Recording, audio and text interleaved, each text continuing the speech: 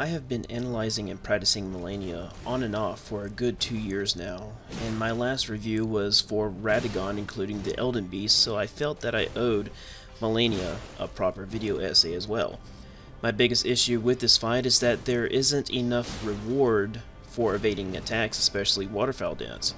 Some attacks finish, then carry on like nothing happened, which is something I'm personally not a fan of, so I had to create my own rewards with establishing a stagger system, which requires me to apply more aggression than usual, and with that comes with heavy observation of attack behaviors.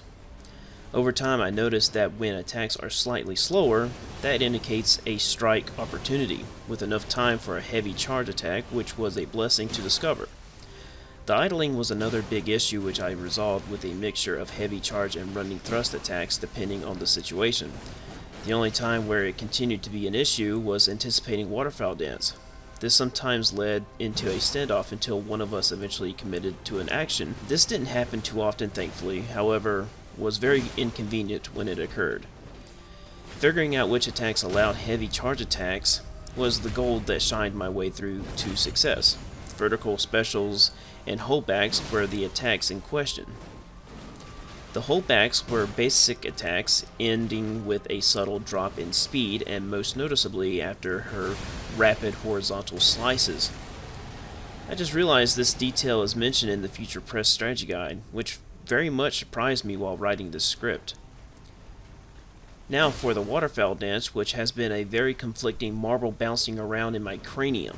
I love this attack, and it's perhaps the most impressive boss attack I have ever seen playing these games since 2010. However, I feel that the punish window is way too small for an attack so massive and devastating. I'm not asking for a Commander Nile level of resting, but at least allow players to get a fully heavy charge attack. I was going to criticize the short telegraph, but once I got comfortable about its typical triggers and somewhat cooldowns, I was able to no-roll evade consistently even through Phase 2 flawlessly. I understand the attack can be evaded when up close, however, I didn't mess with that approach since I was already comfortable and satisfied with running entirely. One thing I want to offer players struggling with this attack is always expect it and always prepare for it. You can outrun the first 2 flurries, then run under the 3rd and watch for the vague directional change from the 4th to miss getting scratched. I found that removing the target lock when running underneath the 3rd flurry helps significantly, so just remember and develop muscle memory or think of it like a QuickTime event. Moving on to Phase 2, this ended up being extremely cautionary on my part.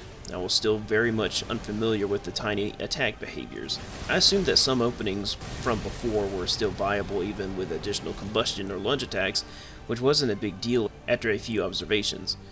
In the video I am admittedly very sloppy and uncertain. I still don't know how much I could have taken advantage of, and maybe I can find that out at a later date. The opening attack for Phase 2, which I'll call Scarlet Bloom, and also repeats later in the fight, is a simple jump that has a strikingly generous window to leap from. I found it quite humorous every time. I really didn't care for the waiting. It's a wild spectacle for sure, however it gets old fast. It took a few attempts to find the best moment to sneak an attack in without getting inflicted by Scarlet Rod, so it wasn't a huge deal. The flower clones was another attack that surprisingly was very generous. The clones do track the player, however it is extremely light. Simply running at the right moment, then counting the clones and turning right will evade everything. This attack is an interesting reimagining of the sword swipes from the Headless Ape in Sekiro. Also, be sure to notice that the telegraph comes with flowers swarming around, because if not, it's a lunge attack. There is a lot to discuss about Malenia. It appears to divide fans when it comes to what's appropriate for design philosophy. After mastering Malenia, I'm starting to lean towards the fight being masterfully executed as a challenge. However, I still raise an eyebrow at the lack of proper punish windows that do not equally match the weight of an attack. This accomplishment is still very fresh for me, and I wasn't completely satisfied after the final blow, which is when my heart is about to beat out of my chest, but it wasn't. I felt as if I beat Malenia outside of my challenge preferences, such as summoning or taking damage. It's a similar feeling to when I finally beat Sword Saint for the first time in Sekiro. That also took 2 years. I'm sorry that I don't have an exact answer on that particular feeling.